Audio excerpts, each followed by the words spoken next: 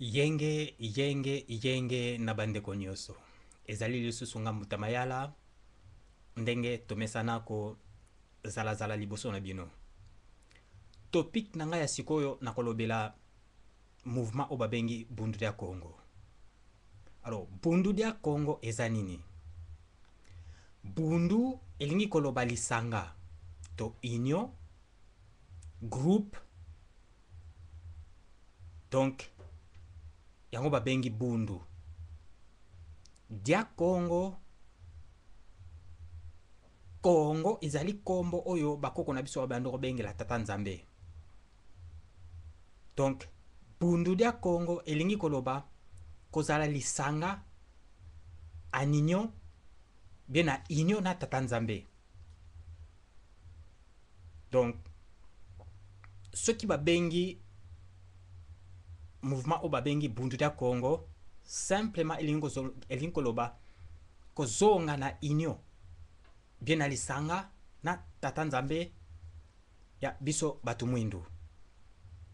Alors bakoko na biso babanda kobenga tata nzambe na bakombo oyo lokola Iyala Congo, Okita Congo, Oma Congo, Mfidi Mukulu, Nemwanda Congo, omolike na bangombe, na bangala, na baluba. Kombo wana ya Congo ezoko existe. Donc kombo ya Congo elingi koloba tata nzambe oyo bakoko na biso babandaki ko invoquer. Alors ezana tata nzambe mokeli na tata nzambe le superviseur. Alors tata nzambe mokeli ye wana tobengaka na kombo ya Nempungu. Mais tata nzambe mokeli aza nani? Tata nzambe mokeli normalement tokoka kobenga ye tata nzambe te puisque aza mobali te, aza na forme te, aza pe mwasi te. Donc normalement faut utiliser terme lokola nzambi. Nzambi oya mokeli azali to ezali énergie créative ou bien énergie oyo esalaka ou bien emisalaka emimonisaka na lolenge nyonso. Donc yango tobengi nzambe mokeli. Donc existence nyonso oyo eza visible na invisible ezali kaka ezalisami na lolenge na ye moko nzambi mokeli. Mutu, nyama, mupepe, mbisi, mai, nzete ezali kaka nzambe mokeli mena lolenge ya eloko wana ndenge emizalisami, ndenge esalemi yango moko. Zoma, no, yango sikoyo na lolenge wana tobengaka nzambe mokeli na kombo ya Nempungu. Ou bien bashwali babengi Mungu. Tata nzambe oya superviseur yango tobengaka na bakombo ona utikotanga lokola a Congo, na bangala, Nemwanda Congo na Kikongo, Mfidi Mukulu na Chiluba, Iyala Congo na Bamboshi, et puis babikolo msuse tikale. Donc ezana bokeseni, ezana différence entre nzambe mokeli na nzambe ya superviseur. Nzambe ya superviseur na baminoko mosusu babengaka bango ba archange. Somona archange to nzambe le superviseur azalaka pe na forme te, aza mutu te ndenge badekora Jésus ke oyo tata nzambe. Non, epa na biso nzambe le superviseur bien nzambe le créateur aza na forme te, mais ase manifestaka na forme nyonso. Nzambe le superviseur ase manifestaka na lumière. Donc lumière nyonso ezali manifestation ya nzambe le superviseur. Biso tobengaka Nemwanda Congo, Iyala Congo, Okita Congo. Donc eza esprit moko lumineux. bien lumineuse.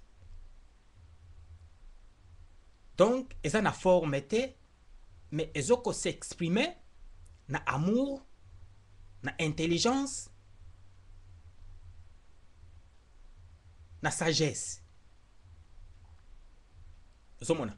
Donc tata nzambe le superviseur na kozwa exemple neti na Bible. Na Bible balobi Moïse akutanaka na l'ange de Dieu na désert. Donc l'ange de Dieu wana ezalaki nini? Akutanaka na moto na zamba. Moto ezoloba na Moïse ke ngai tata nzambe na bino kobanda na Abraham, Jacob, na yo. Donc ngai nazali tata nzambe na bino. Alors moto yango nde moto ebanda koloba na epa ya Moïse. Yango pe Jacob akutanaka nango. Mais non mutu bien forma mutu moko bo ebimelaka Moïse azoloba na ye ke ngai tata nzambe na bino. Non. Eza lumière ya feu, bien feu, moto ezoloba na Moïse ke ngai naza tata nzambe na bino. Alors tata nzambe oyo ya Bible elobi bien ke ngai nazali tata nzambe na bino. Bana Israël bokoki kosambela banzambe mosusu te. Donc tata nzambe Yahvé to Yahweh oyo abimelaka Moïse ya feu, ange de feu, azoko distinguer qu'il y a aussi ezali susu na banzambe mosusu. Apari ezana susu na banzambe mosusu. Yango apekisaki bana ba Israël ke bokoki kosambela banzambe mosusu te. Ngai Yahvé nde nzambe na bino. Alors na biso pe batu mwindo tozana tata nzambe na biso oya superviseur. Donc ndenge pe na utokoloba ke tobenga kena bakombo oyo ndenge natangaki Oma Congo ne Mwanda Congo Iyala Congo. Donc bakombo wana yango biso siko tobengelaka tata nzambe oya biso les superviseurs. Donc chaque race azana archange superviseur to tata nzambe les superviseurs ou bien nzambe les superviseurs. Mais le créateur azamoko yango tobengaka énergie créative ou bien créateur. Donc na kombo ya mpungu bien mungu na chiluba. Puisque eza force moko créative yango moko ezo sala ezoko misalama ezoko salama, mais na bolingo na ye na sagesse na ye abimisaka lumière. Lumière wana yango tobengi esprit ya amour to esprit lumineuse. Donc bundu da Congo ezakaka kozala ini na tata nzambe to nzambe ya superviseur na biso. Donc eza na forme te, eza pe na image te. Mais eloko nyonso mutu nyonso azoko représenter image ya tata nzambe, azoko représenter image ya ou bien force ya amour ya tata nzambe le superviseur. Tata nzambe le superviseur ye mutu apesaka batu culture mayele lolenge nyonso ya ezaleli na bango. Donc eza inspiration ya Dieu le superviseur. Yango to mona ka ba mindele ba tata nzambe na bango batana tata nzambe na bango babengi Yahvé to Lucifer. Donc ye mutu azoko inspiré bango lolenge na bango ndenge na bango ya kozalela. Makambo nyonso basalaka eza inspiration ya archange na bango Yahvé to Lucifer. Donc ba ange ya Lucifer nde bakita bayaka kosala ba mindele na Babylone. Alors biso ba ange ya Mwanda Congo bien Iyala Congo okita Congo akita na Afrique bayaki kosala mutu mwindu. Ndenge moko so kepe na ba peau rouge eza na ba ange uta na epa ya archange na bango bayaki kosala bango. Donc chaque race eza na origine nango, source nango. Mais biso nyonso touta na source moko te. Donc c'est ça la différence. Donc chaque race eza na ange superviseur na ba archange superviseur ya ba race wana. Donc yango siko na bundu da Congo na banda koloba biso tozongaka na bobiso toyekolaka na bobiso, donc ozonga na union na tata nzambe oya superviseur na biso ko manifester intelligence ya tata nzambe oyo ya superviseur na biso. Donc yango tobengi bundu da Congo kozala ino na bundu da Congo. Alors nakozongisa lisusu matondo epai ya nlongi ya Congo nemona nsemine makandala na miniti oyo soki biso bato mwindu to comprendre instrument oyo babengi bundu da Congo. Po instrument oyo babengi bundu da Congo eza instrument kaka batata nzambe na biso atindeli biso na bakoko na biso batindeli biso po ezongisa biso na bomutu. Po tobungisa bomutu alors faut tozonga na bomutu. Chaque race eza na tradition nango, eza na culture nango. Alors biso tolongwa na culture oyo biso to defa ba culture ya ba juif to ya ba mindele. Donc yango sikoyo bundu da Congo eza instrument oyo tata nzambe na biso atindeli biso po ndenge asalaka na periode ya kimbangu, ndenge asalaka na periode ya mafuta na vitakimpa pe ba ntumwa ebele to ba messager ebele baya na race na biso po baya kozongisa biso uniquement na bunzambe na biso. Alors soki tolongoli ba makanisi na biso koloba ko no bundu da Congo ezaka pona ba Congo, ezaka pona tribu ya ba Congo, non, bundu da Congo ezaka pona ba Congo te, eza pona batu mwindu mokili mobimba, eza na race na Afrique pona Afrique mobimba. Donc soki toyambi bundu da Congo tolongoli babiloko pamba o bundu da Congo eza ba Congo, alors na minute wana lobiko ya batu mwindu emonani, lobiko ya batu mwindu emonani wana vraiment mutu mwindu akomi sauvé. Mais soki tosali bongo te, donc tokozala kaka toujours kokonzama konyatama epa ba mindele.